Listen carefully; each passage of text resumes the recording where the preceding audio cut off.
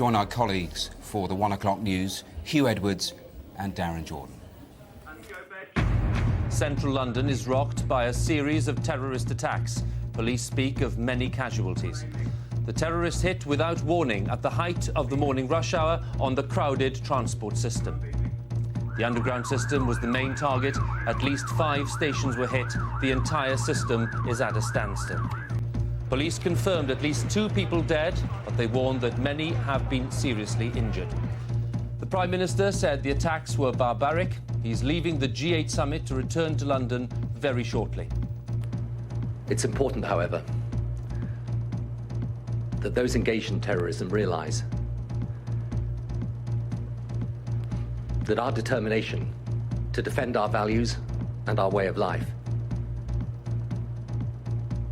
is greater than their determination to cause death and destruction to innocent people. People are being warned to stay where they are and to avoid travelling until the situation is stabilised. The police are searching for more devices and they've activated the long-rehearsed emergency plan for a terrorist attack on London.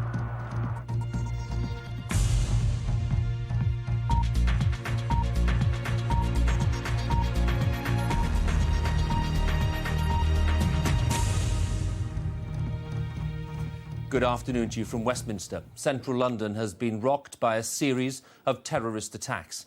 Police say there have been many casualties, there was no warning given, and there is growing speculation this lunchtime that Al-Qaeda was responsible. The blast began shortly before 9 this morning.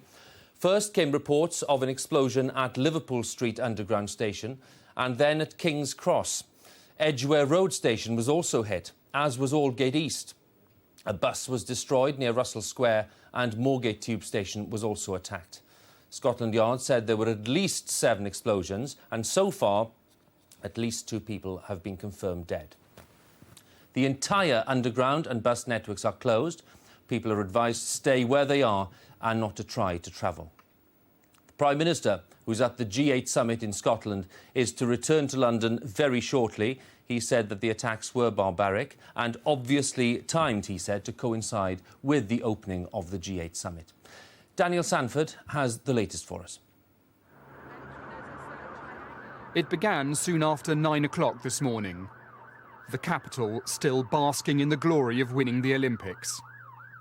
The emergency services were called to reports of an explosion at Aldgate Tube, east of the city, the financial heart of Britain. In the confusion, the police weren't ruling out terrorism, but it was thought an electrical fault was more likely. A large explosion, a flash of flame down the side of the train. Lots of very dense smoke very quickly. Lots of grit and rubbish. It was over very quickly, a matter of seconds. But Then indications that this was much, much more.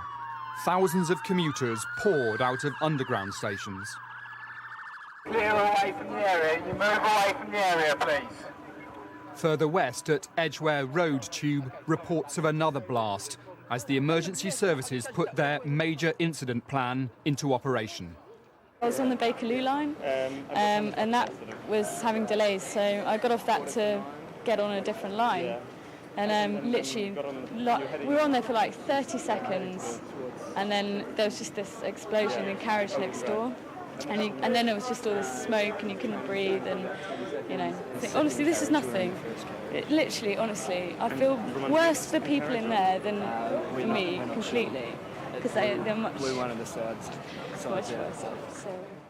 I was on an outer circle train going from Paddington to Edgware Road on my way to Farringdon, and there was a big flash, a loud bang, lots of smoke, and there was a train on the other track that stopped as well, lots of screaming.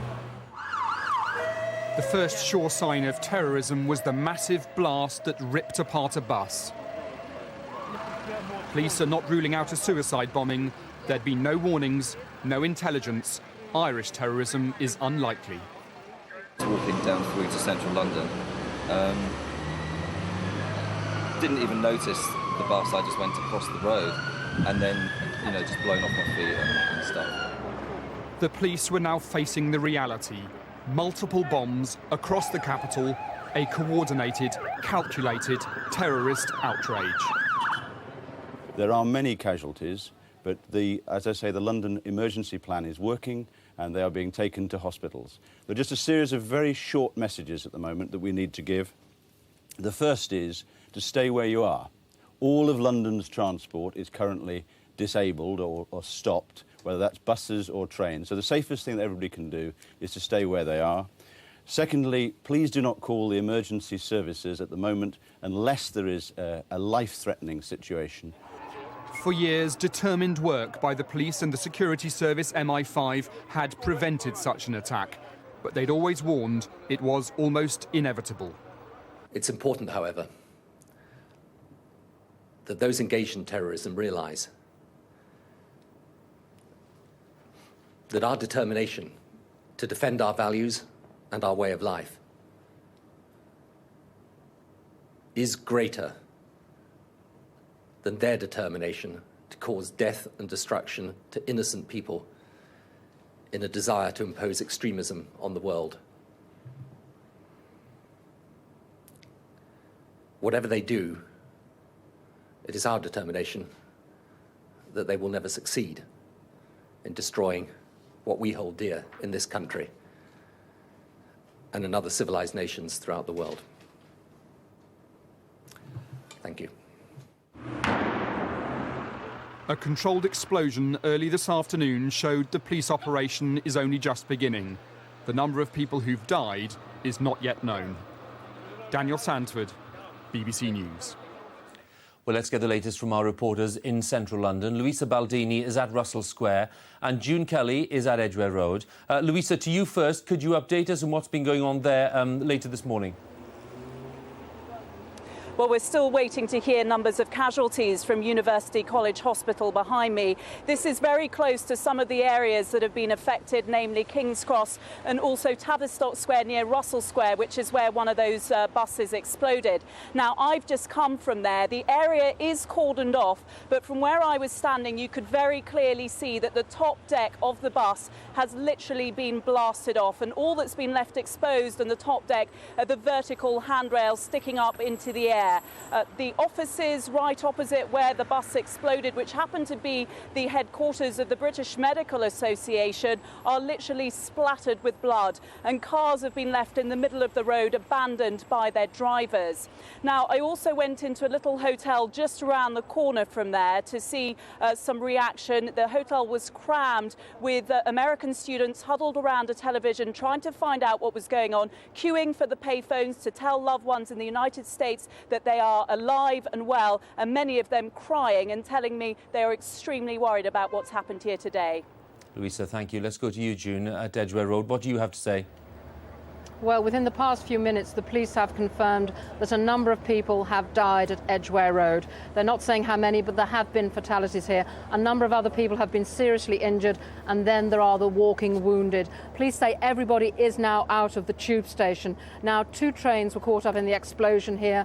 Witnesses have spoken about glass showering down on them, about being plunged into darkness.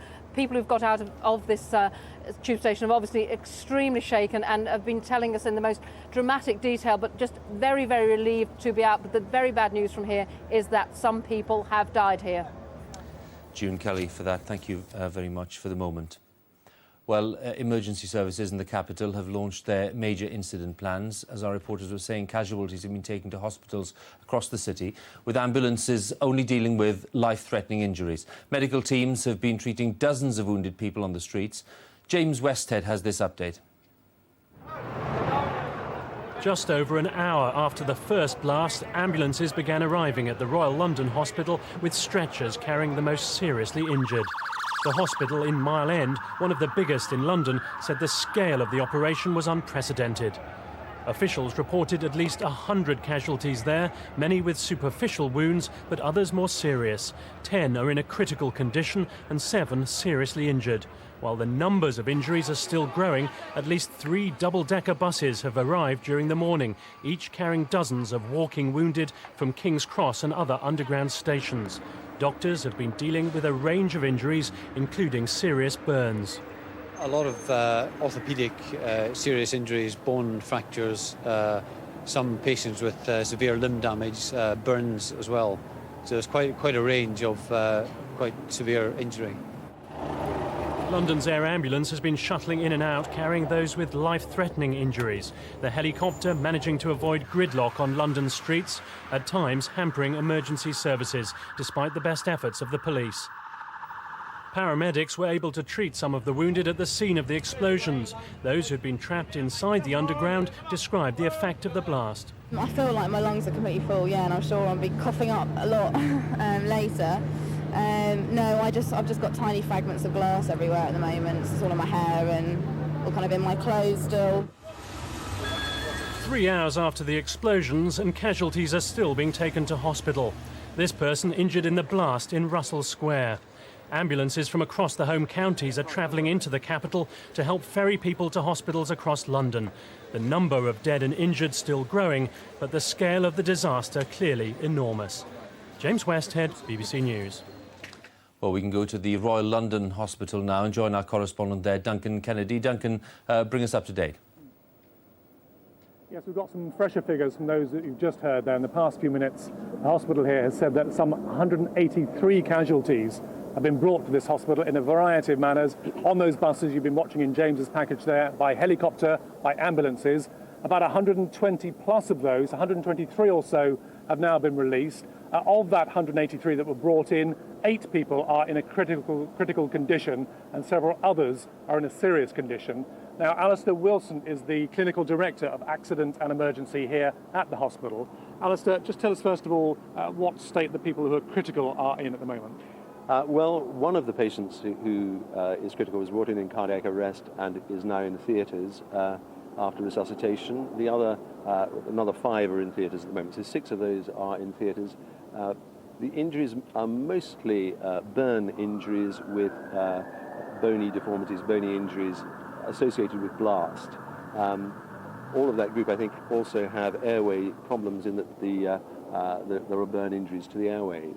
How have you been able to cope with the scale of all this? Well, okay, we haven't needed to bring in extra forces into the hospital, but people have obviously volunteered, and the major incident plan has gone into effect extremely well and is still going on. Have you needed any things like blood supplies or any help to cope with this? The blood supplies have arrived almost in a routine fashion, excellently. We had no problems in getting the supplies that we needed at all. So, do you expect to see any more casualties now? I don't think we'll see any from certainly from this side of London. Whether there will be others from other places that we need to take, I don't know. But we're up and ready to run on those. How shocking, how difficult a situation has been for you and your staff this morning? Well, major incidents are always shocking because you get such big numbers very, very quickly. I don't know that they're trained to work at this sort of thing and trained to cope, and this particular institution does trauma on a routine basis, on a daily basis. So, in fact, it just happened that today we were having a meeting with some of the helicopter emergency staff, and it meant that everybody was kind of on site, ready to go when it happened. Well, thank goodness for that. Mr. Wilson, thank you very much indeed. Just to update you on the figures there, Huw, it's 183 brought here, but 123 have been released so far. Duncan, thank you very much for that. Well, in the past few minutes, the Prime Minister has made a second statement at Gleneagles in Scotland. He's due to leave shortly, but he's been talking now with the other G8 leaders alongside him, and this is what he had to say. We condemn utterly these barbaric attacks. We send our profound condolences to the victims and their families. All of our countries have suffered from the impact of terrorism. Those responsible have no respect for human life. We are united in our resolve to confront and defeat this terrorism that is not an attack on one nation, but on all nations and on civilized people everywhere. We will not allow violence to change our societies or our values, nor will we allow it to stop the work of this summit. We will continue our deliberations in the interests of a better world.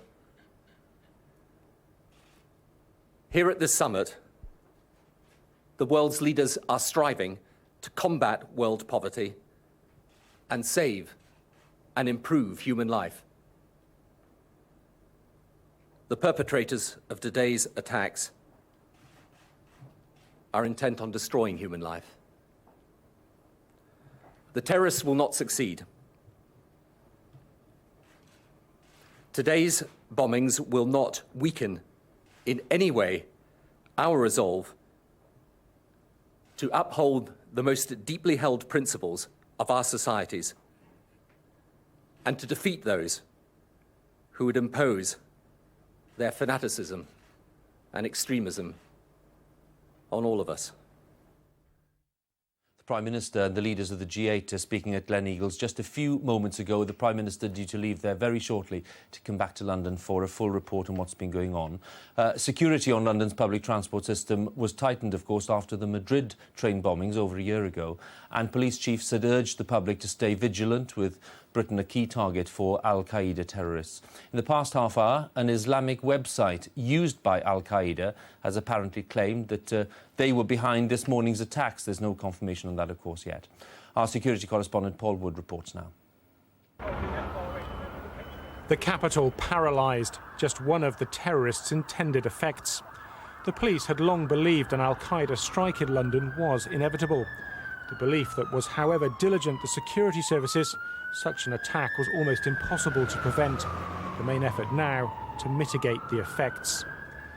As far as the police are concerned, they are an operational command and dealing with the situation in accordance with very well-established procedures in an extremely professional way.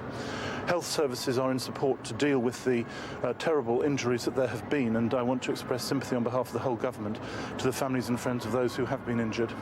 And as far as transport's concerned, underground services have been suspended, and we advise people not to make unnecessary journeys in London at this stage in order to help the police and other emergency services deal with the current situation. The first of the explosions was reported at 8:49 this morning on the line between Aldgate East Station and Liverpool Street Station, which was closed. London Underground thought it was an electrical power surge, but then a second incident was reported at Edgware Road Tube. Within half an hour, there were more reports of explosions at King's Cross and Moorgate. London Underground then closed the entire tube network. By 10 a.m, news came of the explosion on a bus at Tavistock Place near Russell Square. Reports of 2 other suspected bus bombs followed, and by 11 a.m, all bus services in London were suspended. These tactics are painfully familiar. 191 people were killed and more than 1,500 injured in Madrid last year. The multiple, synchronised nature of the attacks was al-Qaeda's signature. The same deadly tactics were used in London today. Now the focus is on catching those responsible. In order to carry out terrorist attacks of this sort, people have had to move, people have had to plan, people have had to communicate. So there is a chance that the police will be able to pick up something on that. People will be moving, communicating with each other who perhaps haven't communicated before. So I think there may be arrests probably quite soon. The Madrid bombings had a devastating effect on Spanish public opinion. As al-Qaeda posts a claim of responsibility for the London attacks, the question now, what will be the effect on public opinion here? Paul Wood, BBC News. With me now is one of London's most senior police officers, the Deputy Assistant Commissioner, Brian Paddick from the Metropolitan Police. Thank you for joining us. It's been a very difficult morning for you. As with always with these type of incidents, there's a great deal of confusion to begin with, but we are gradually taking control of the situation. The plan that we've rehearsed for years and years with the other police forces that serve London and the other emergency services has come into play, and we are now on top of it. Is it still too early to give us a better indication of casualty figures? At the moment, it is too early. Initial indications from the London Ambulance Service of about 150 seriously injured. It's actually limited, we think, to 4 locations where these incidents have taken place, although people are exiting from different underground stations from one incident, which is what's created the confusion. So whilst in practically the whole of London, if you went around now, you wouldn't notice anything different. It's around these isolated areas where the incident has taken place, where there's a lot of emergency service activity, where there is a lot of congestion and confusion. Again, I admit it's very early stages, but can you respond in any way to these growing reports that it's some kind of link to Al-Qaeda that we're talking about here? It's very early days. It does appear to be a coordinated attack on London, but at the moment we don't have any forensic evidence or any other suggestion as to who it might be, other than unconfirmed reports of you, as you've just said, Huw. And finally, what is your message to people in London today? Clearly, if you're not in London already, it's best not to come in. If you are in London, please stay wherever you are, whether it's at home or at the office. The mainline trains are working, but the underground system is out of action at the moment. And if parents are worried about children at school, we're making arrangements through local education authorities for the children to be looked after and kept safe until parents can come and collect them. Mr. Paddick, thank you very much for joining us. Thanks a lot. Well, now, we heard from the Prime Minister a short while ago. He's made 2 statements at Gleneagles at the G8 summit this morning. Let's join our political editor, Andrew Marr, who's there. Andrew, what did you make, first of all, of the initial response there at Gleneagles to this terrible news in London? Well, I think it's very clear that by using the word terrorist and then by going on to talk about extremism, Tony Blair also believes, presumably on the advice of the security services, that this is an Al-Qaeda-related attack. As you would expect, his language was extremely robust, and indeed there is now a joint statement from all the leaders gathered here expressing their solidarity, their support for the Prime Minister. The most difficult decision he had to take was whether to go back down to London. Now, he's left the building behind me all of half a minute ago on his way down to London. He'll be back here, however, to carry on with the summit. Absolute determination around the table that this summit will carry on. Very important work to go on here.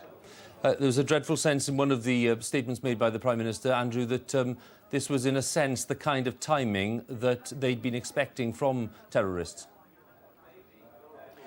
Well, when you have something like the G8, one of the things that you do is you put the attention of the whole world on a single country. Everywhere around the world has been observing what's been going on here at Gleneagles, and that means, of course, that a terrorist group can use that concentration to multiply, to magnify the effect of whatever they do. And this attack will have has ricocheted right round the world, appallingly, of course, one of the very things it was intended to do. Andrew, for the moment at Gleneagles, thank you very much. Well, the Prime Minister, of course, and senior ministers have been coordinating the response to this morning's attacks. The Leader of the House of Commons, Geoff Huw, told MPs that Britain shouldn't be intimidated by those behind the attacks. Our political correspondent, Shaun Ley, has this report. It's the police, not the politicians, who take the lead in the event of a suspected terrorist attack. So this morning, government departments in Westminster were referring all inquiries about what was being done down the road to Scotland Yard. But the Cabinet too has a well-rehearsed plan. By chance, ministers were meeting at the time of the explosions, so the Civil Emergency Committee was convened almost immediately. From the numbers of people clustering around senior ministers as they left Downing Street, it was apparent that security was being significantly stepped up. Within the last few minutes, Charles Clarke gave the latest news to the House of Commons. The Metropolitan Police are in operational command, using well-established and tested procedures. The health services are providing first-class care and support. On transport, the underground is closed and will remain so for some time, but certainly closed today. For now, the terrorism that walks the streets of London has no face. But whatever its origin, whatever its motive, our response will be the same.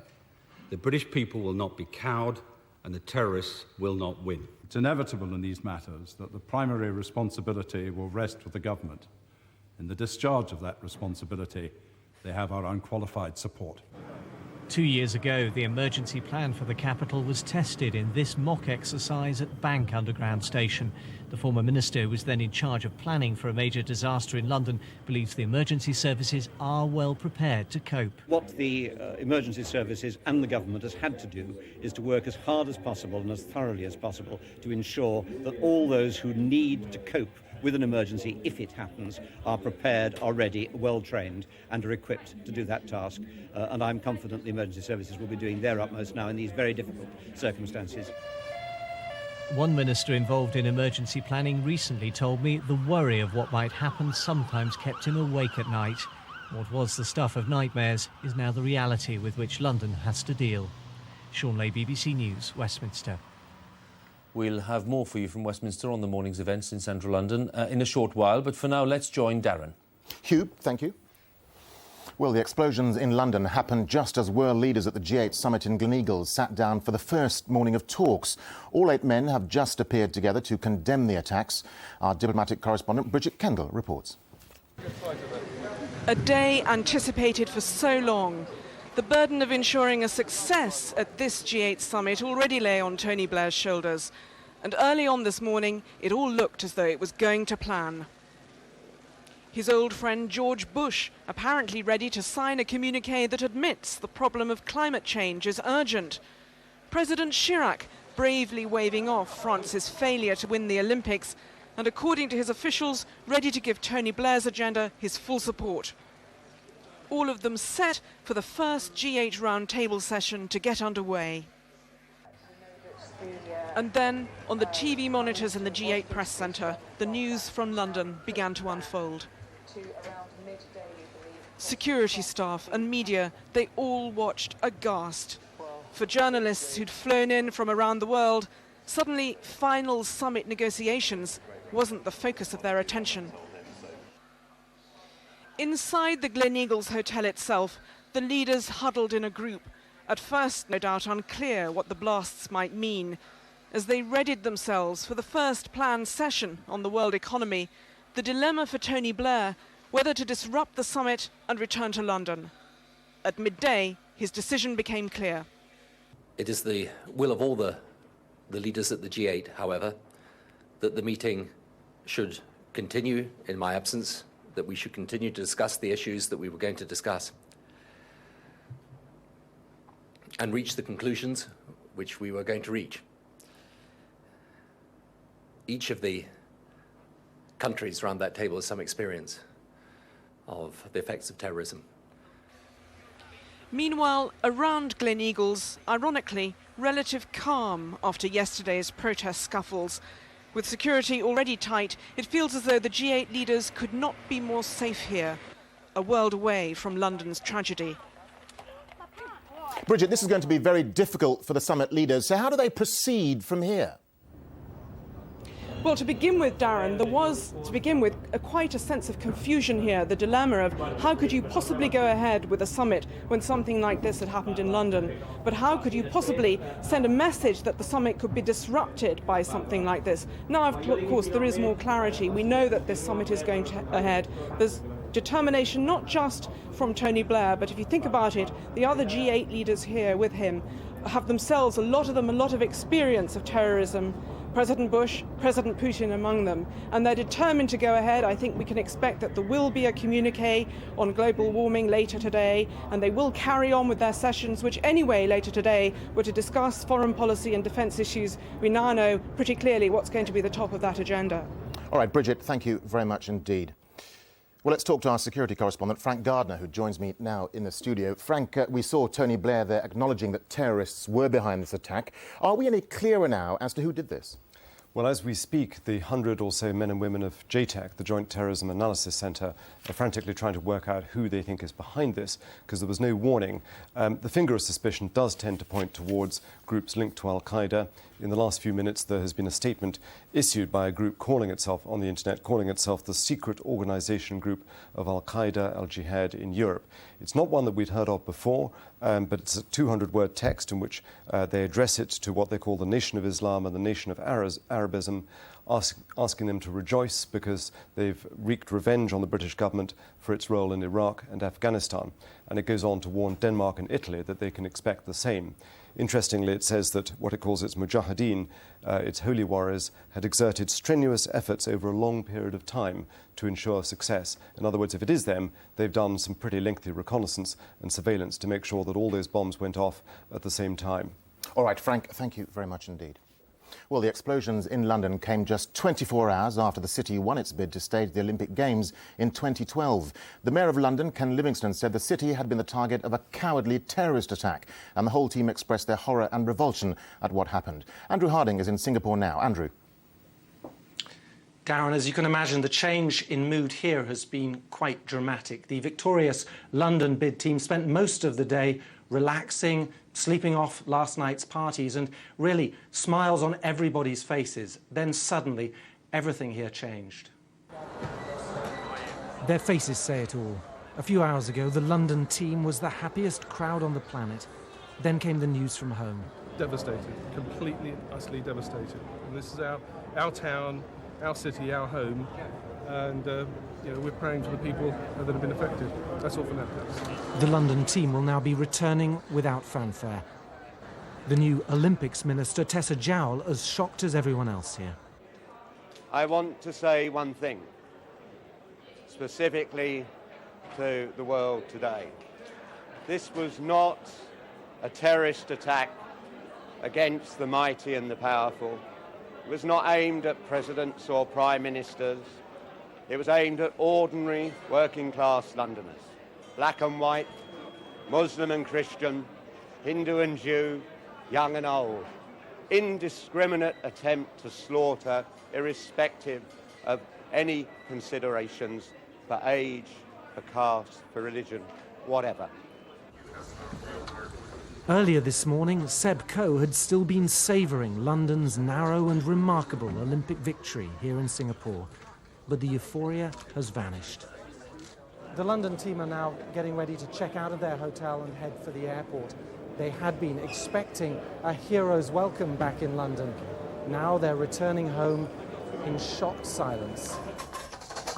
Last night, this was the scene of a great London triumph. Today, the team just wants to pack up and leave as fast as possible.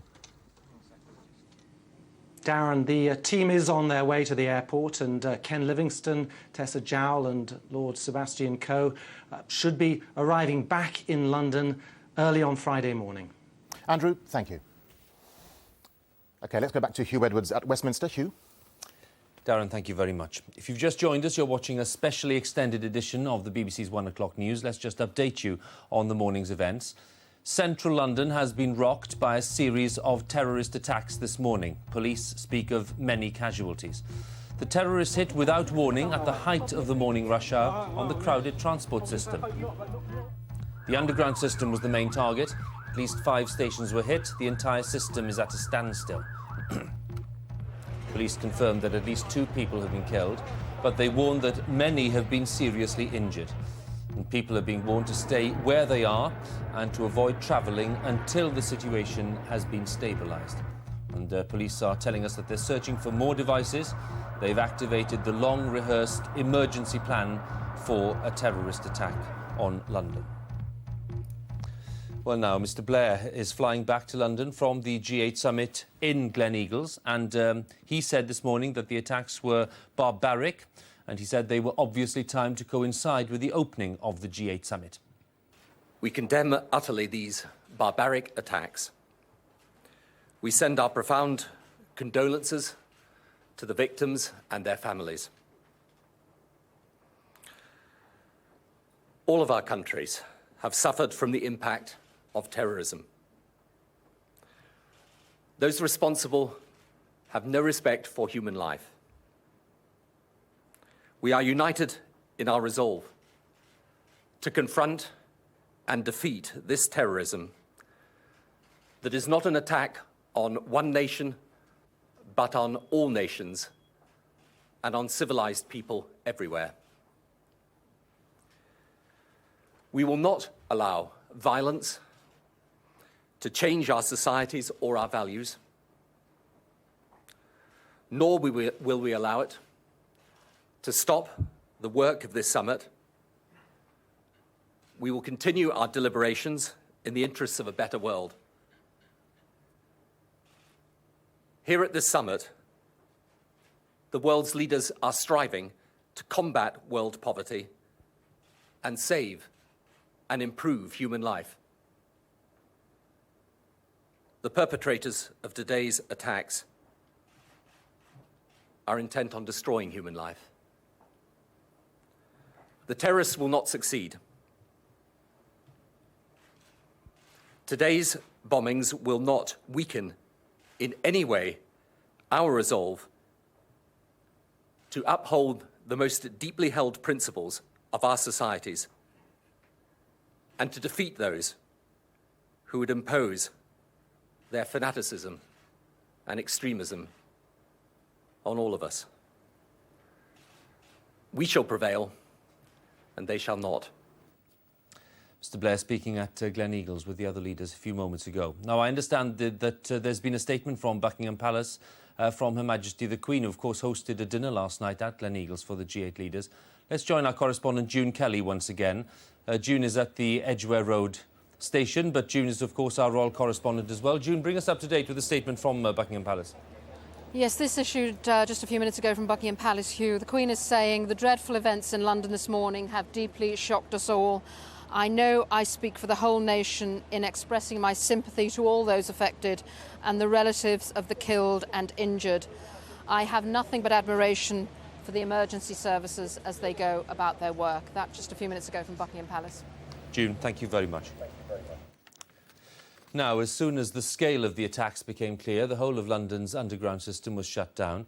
Roads were blocked, buses were stopped and emptied, and thousands of commuters were left stranded. Rail stations across the United Kingdom have also been closed as a security precaution. Rory Cellan-Jones has this report.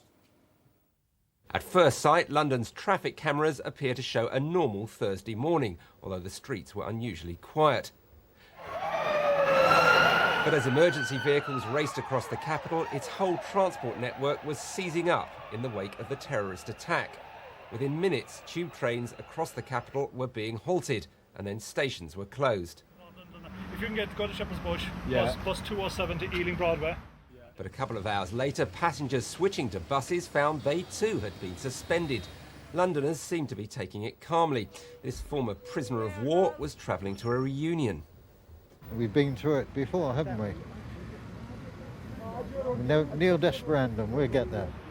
The police are urging people to avoid travelling to the capital and to limit any journeys once there.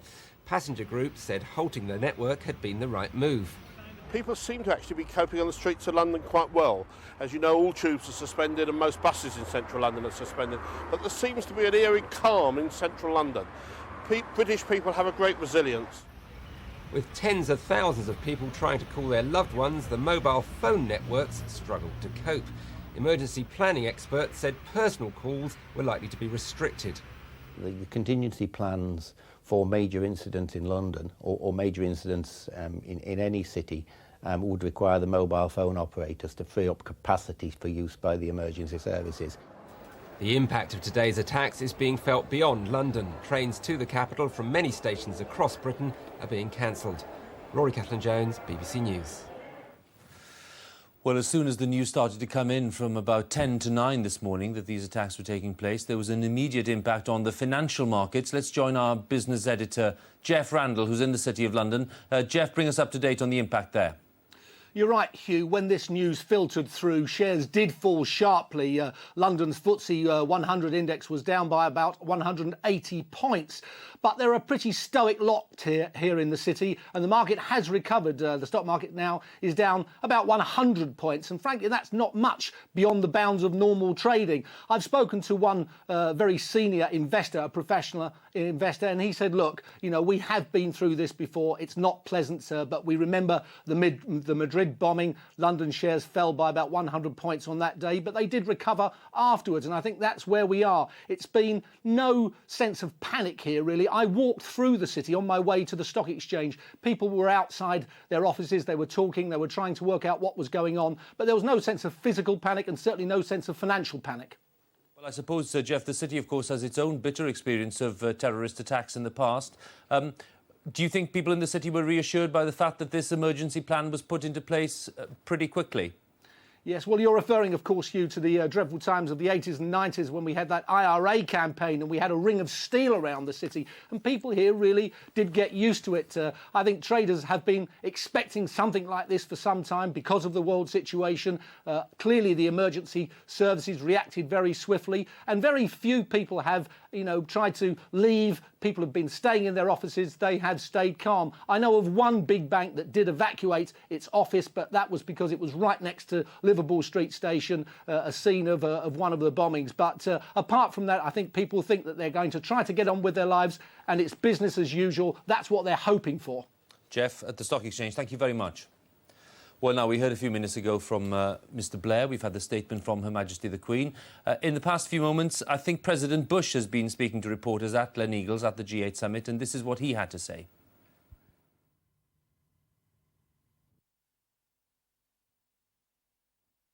This morning I've been in contact with our Homeland Security folks.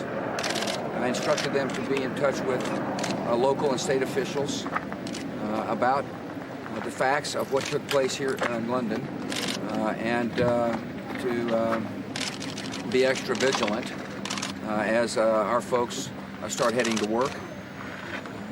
You know, the contrast between what we've seen on the TV screens here, what's taking place in London and what's taking place here is incredibly vivid to me.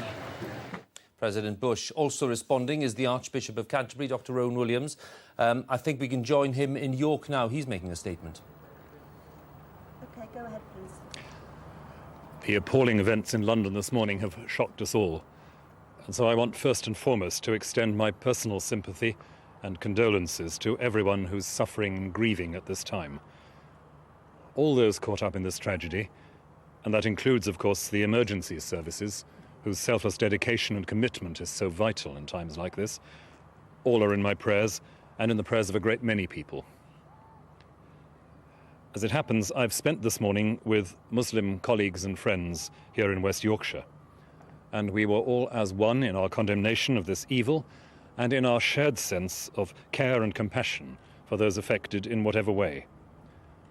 Such solidarity and common purpose is vital for all of us at this time of pain and sorrow and anger.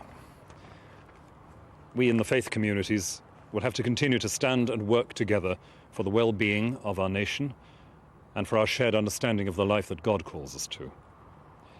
I hope we shall all keep that vision alive at this deeply sad and testing time. Thank you. The Archbishop of Canterbury, Dr Rowan Williams, was on a visit to York today, giving his response to this morning's events in central London. Let's join our correspondent Luisa Baldini once again, because she's at Russell Square, which was scene of one of the terrible attacks. Luisa, can you bring us up to date on figures, casualty figures, if you have them? Yes, Huw, I'm just outside University College Hospital here, and they have now given us an update. They tell us that some 50 people are being treated here, a few of them serious, but that there have been no fatalities. They've told us that most of the injuries are typical of a blast, so you've got breathing problems, also people with burns, people with flayed skin.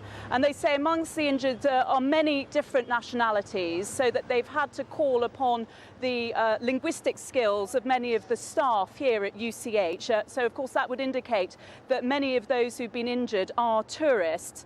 The hospital have also said that they've had to bring in a lot of extra equipment, including blood, and that hundreds of staff have been brought in, hundreds of extra staff. Many of them, luckily, live quite close to the hospital here. They've been brought in today, and they are ready to take many more casualties, they say. Luisa, thank you very much for that. And obviously the events in central London are still unfolding. Those casualty figures Luisa was saying there, they're still pretty unclear given what's happened across several sites. There are scenes of chaos throughout the city, and much of the city is pretty much at a standstill. Daniel Sandford has been monitoring the latest reports for us. It began soon after 9 o'clock this morning. The capital still basking in the glory of winning the Olympics.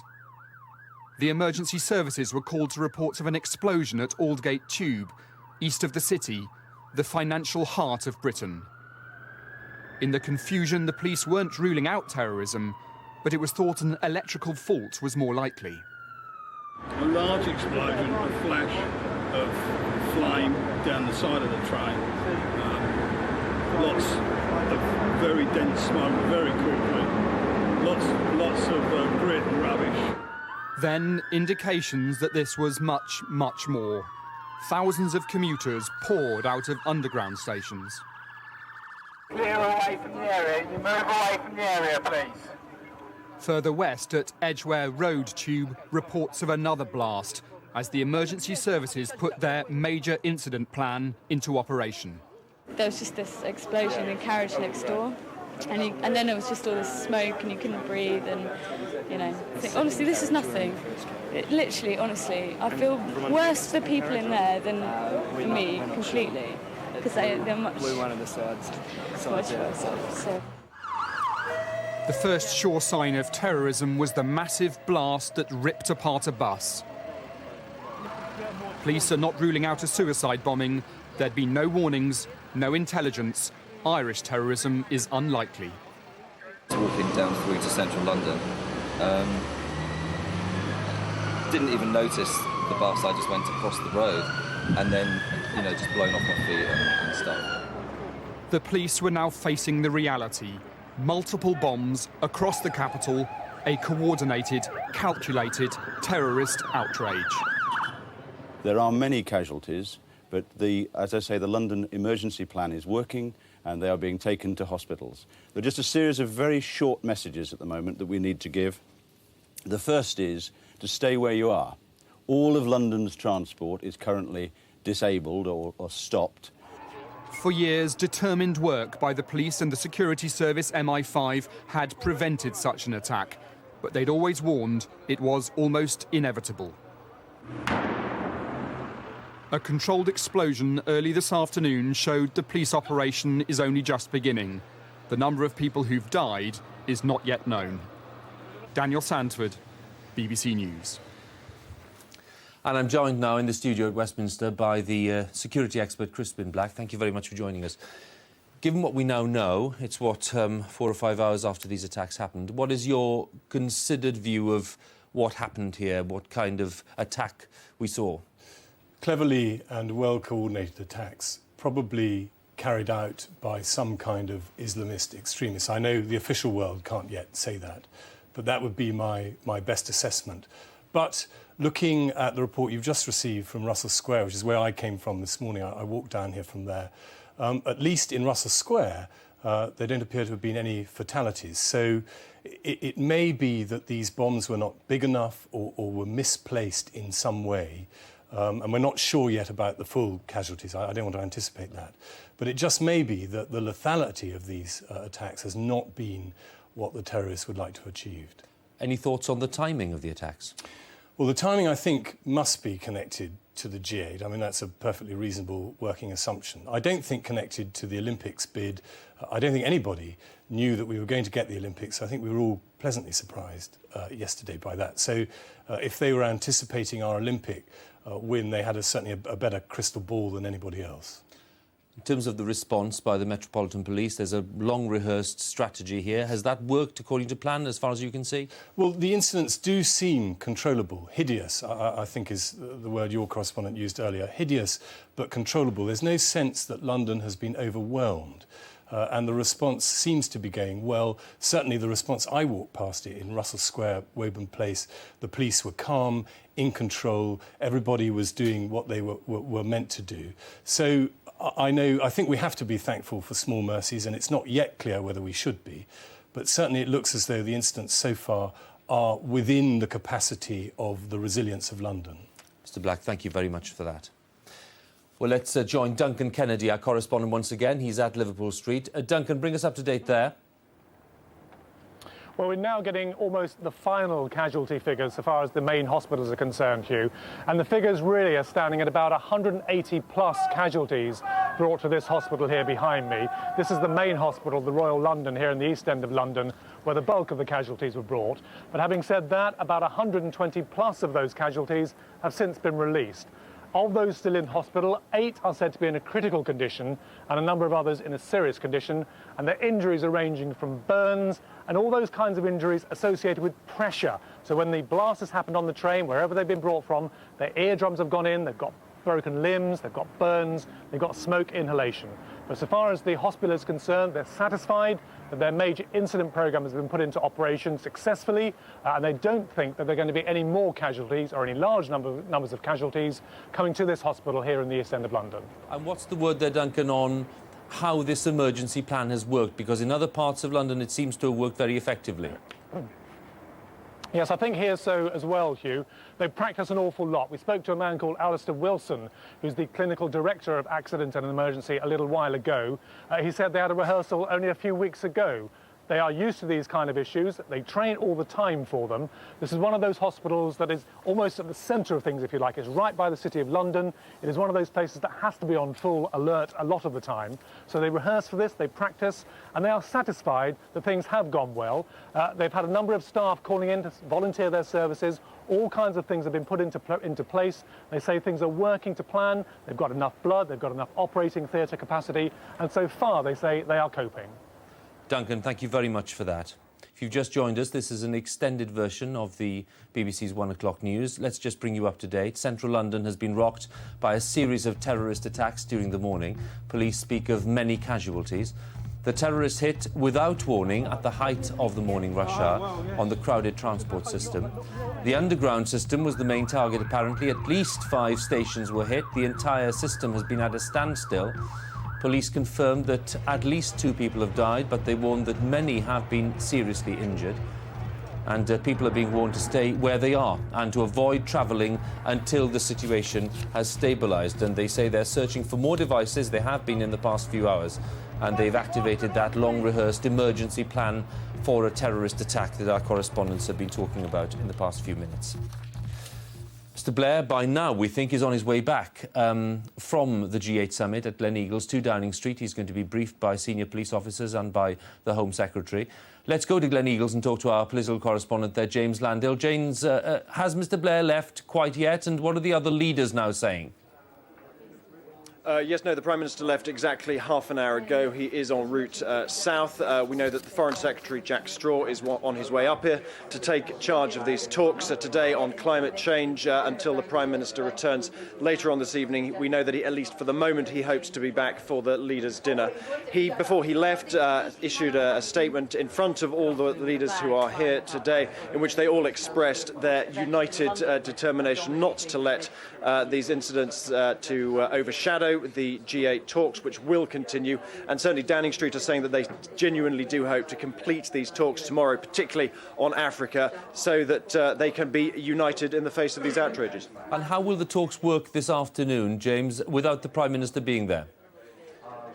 Well, there is a huge machinery here already. There are all the leaders who will fight their corner. The Foreign Secretary, as I said, will come up and chair the talks. Certainly, there is a text already on the climate change deal, which we expect some stage this afternoon. They will just carry on. Everybody knows their positions. They're just fine-tuning the words. James at Gleneagles, thank you very much. Well, that's all from Westminster for the time being. Let's join Darren once again. Huw, thank you. Let's get a check on all the weather now with Elizabeth Saary. Elizabeth?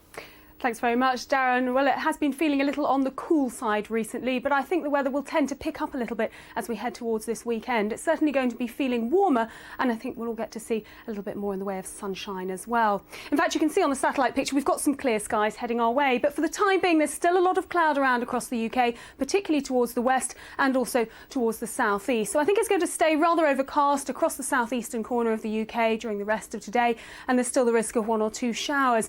I think we'll see some showers developing as well up towards the Midlands and up towards northern England, perhaps some of these on the heavy side, maybe even the odd rumble of thunder. But you can see there will be a lot of dry weather around. Not everybody will catch those showers. Some sunshine even, particularly for the likes of eastern Scotland. For western Scotland, a different story though. Here we've got that cloud and the patchy outbreaks of rain, although that rain clearing away from Northern Ireland, so I think it will be turning dry here in the next hour or two.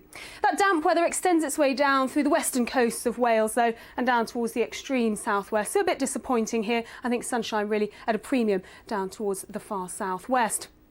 Now, through the rest of the afternoon and into the evening, I think we will keep 1 or 2 showers going, particularly across more central and eastern parts of the UK. But through the night, those showers will tend to fade away, most places becoming dry, and we'll see some good clear spells developing as well. And that looks like how we're going to dawn tomorrow, with some good clear skies around, particularly for that central strip of the UK. There'll always be more cloud towards the northwest and a bit of patchy rain, and we'll keep some cloudier skies towards the southeast as well, with 1 or 2 showers to come through tomorrow afternoon. So where we have the best of the sunshine, we'll see the highest temperatures of around 23. But those temperatures continue to climb as we head through the weekend, so we'll be looking at values of around about 25 by Saturday, possibly as high as 27 by Sunday, so that's getting into the 80s in Fahrenheit. Back to you in the studio. Elizabeth, thank you. Now, before we go, a reminder of our top story. Central London has been rocked by a series of apparently coordinated terrorist attacks. Police speak of many casualties. There'll be continuing coverage of the attacks on BBC News 24 and here on BBC One throughout the day. And that's all from the 1 o'clock news this lunchtime, and it's goodbye from me.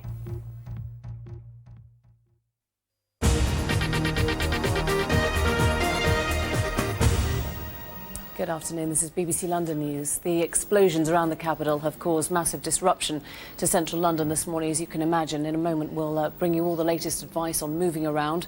The incidents have shut down large parts of the transport system. Aldgate East, Moorgate, Liverpool Street, King's Cross, Edgware Road tube stations were all hit. There were also explosions on buses in Tavistock Square and Russell Square. Well, police are urging people not to travel into central London if they can possibly avoid it, and to limit their travel if they're already here. Stay where you are. All of London's transport is currently disabled or stopped, whether that's buses or trains. So the safest thing that everybody can do is to stay where they are. Secondly, please do not call the emergency services at the moment unless there is a life-threatening situation. And thirdly, that we will return with information as soon as possible.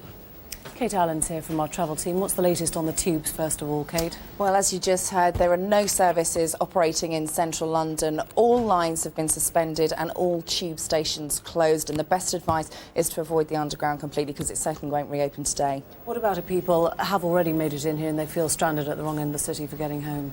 Well, the best advice is really to stay where you are if you're safe, especially, or to actually walk as far as you can and then find another alternative route home. But best to leave the car completely out of central London. Now, I was saying there are parts of the bus network that they've also shut down this morning. Yep, there's no buses running at all in Zone 1 within central London. Outside of Zone 1, all buses are running normally at the moment and seem to be moving around quite well past Zone 2 and further out as well. When I came in this morning, there were parts of London that felt eerily quiet. Kate, I gather that's not the entire picture for central London. Well, it's not been that way all day. Obviously, lots of people heading away from central London. We've got the A4 traffic being diverted away now. It is looking very, very busy out towards the west. However, people listening to our advice and staying well clear from their cars. So it does seem at the moment that the roads are quite clear, which is all good. Again, leave your car out of central London. And the good news is, well, not really good news, but the congestion charge obviously has been suspended for today. The overground trains, Kate, have they escaped being shut down so far? Well, overground trains are still operating, but they're terminating outside of central London. Midland mainline trains terminating at Luton, GNER at Peterborough, Silverlink terminating Watford Junction. First Great Western are actually running an hourly operation into Paddington. First Great Western Link trains are not stopping at Ealing Broadway, and there's no local Greenford service. One railway terminating at Chelmsford. Virgin trains are suspended from Watford Junction. Chiltern trains terminating at High Wycombe, and Thameslink trains suspended as well. But Thameslink are at the moment operating an emergency service north and south of the capital, with trains running into and out of the city Thameslink. But again, best advice, if you are at home, stay there. Kate, thanks very much. So, as far as we know, the airports are running as normal. This is the up-to-the-minute information. It's changing all the time, as you can see. Before you go anywhere, do tune in to 94.9 FM, where the latest travel and emergency information is being constantly updated. Our website to that address up on your screen has the detail on the situation.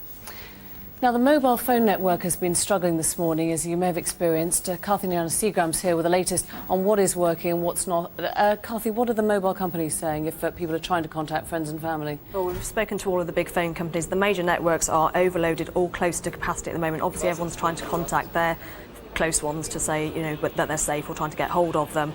The major networks have confirmed that a lot of them are in an emergency plan, which means they're saving capacity for the emergency services. It's obviously important for them to be able to talk to each other and to get around London, so that's the reason why you can't get through sometimes. Also, the police can shut down certain transmitters if they need to. That's a security reason. If you remember, the Madrid bombings were detonated by mobile phones, so that's the reason why they might have done that in some areas. The advice really is to try and text. I'm on Vodafone, I've just tried, I can't still get through, but just keep trying. And if you can, just use a landline, don't use your mobile phone. Yeah, they're keeping those clear for emergency services. There are also going to be worried parents. What's happening around the schools today? Well, pupils are being told to remain in their school buildings. They're continuing with normal activities at school, but remain on site as much as you can. Head teachers are being updated all the time with what's going on. They've been given advice about arrangements, what's going to happen at the end of the school day, but parents are being told not to worry too much, just children will be staying in schools. Again, the advice is really just to stay put as much as you can. Head teachers are being kept aware of what's going on, so they will know what's happening. Karthi, thanks very much. A reminder, the best way to stay in touch with the travel situation, BBC London, our radio station, 94.9, constantly updating information. We'll be back with you a little later. Bye-bye.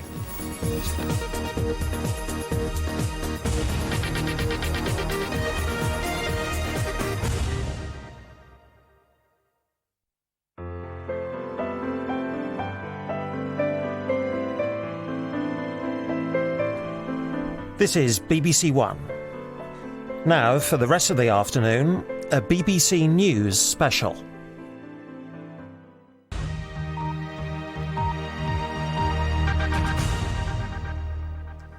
Good afternoon. You're watching a BBC News special on this morning's blasts in London on News 24 and BBC One with Matthew Amrulawala and Sophie Rayworth.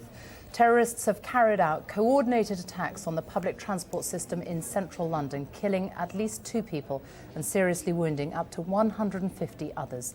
There was no warning given, and a group claiming links to Al-Qaeda says it was responsible. The blasts began shortly before 9 o'clock this morning. First came reports of an explosion at Liverpool Street Underground station and then at King's Cross. Then more at stations across the capital. Another bomb destroyed a bus at Tavistock Square. Scotland Yard said there were 7 explosions, and so far at least 2 people have been confirmed dead. The Metropolitan Police Deputy Assistant Commissioner Brian Paddick said 190 people were injured, 150 of them seriously. The entire underground and bus networks are currently closed. People are advised to stay where they are and not to try to travel. Well, the Queen said she was deeply shocked by the terrorist attacks and has sent her sympathy to those affected. The Prime Minister, who has just left the G8 summit in Scotland, is on his way back to London. He said the attacks were barbaric and obviously timed to coincide with the opening of the summit. Well, Tim Wilcox reviews all of the events of the last 3 or 4 hours. 24 hours after winning the Olympics bid and at the start of the G8 summit, a morning of bloodshed, confusion and chaos. London paralysed by a series of explosions that police and the emergency services are still trying to deal with. There are many casualties, but as I say, the London emergency plan is working and they are being taken to hospitals. There are just a series of very short messages at the moment that we need to give. The first is to stay where you are. All of London's transport is currently disabled or stopped, whether that's buses or trains. So the safest thing that everybody can do is to stay where they are. The first reports of an explosion came shortly before 10 to 9. London Underground and British Transport Police reporting what they believe to be a power surge hitting the Underground's Metropolitan line between Aldgate and Liverpool Street stations. Within minutes, there were reports of other explosions at other stations, including King's Cross, Moorgate and Edgware Road. Some of the injuries were said to be life-threatening. So just come in towards Edgware Road station, and then all of a sudden there was just explosion. A big white appeared, and then it was just smoke everywhere. In the tunnel, we was trying to close the doors because there was just smoke, we couldn't breathe. Then we all got down low to get under the smoke because it was just like so much there. And after about 10 minutes, the smoke disappeared and was able to open everything up, but there was so much screaming and people saying help, so it was a bit frightening. Moments later, an explosion on a double-decker bus at Tavistock Place near London's Euston station. Yeah, I've just walked down from work. I heard the bomb go off and went down the road to see what had happened. I presumed it had been Euston station. There's a bus, formerly a double-decker bus, outside the BMA building. And clearly destroyed by a bomb, and there are at least 1 or 2 fatalities laid out on the pavement. As news of the explosions reached Gleneagles in Scotland, a visibly shocked Prime Minister gave his reaction. It's reasonably clear that there have been a series of terrorist attacks in London. There are obviously casualties, both people that have died and people seriously injured. And our thoughts and prayers, of course, are with the victims and their families. And there was this response from the Archbishop of Canterbury. All those caught up in this tragedy, and that includes, of course, the emergency services, whose selfless dedication and commitment is so vital in times like this. All are in my prayers and in the prayers of a great many people. With London's travel network knocked out and growing casualty numbers, the focus now is on treating the injured and searching for other possible devices. There's already been one controlled explosion this afternoon. The police investigation into these attacks is only just beginning. Tim Wilcox, BBC News.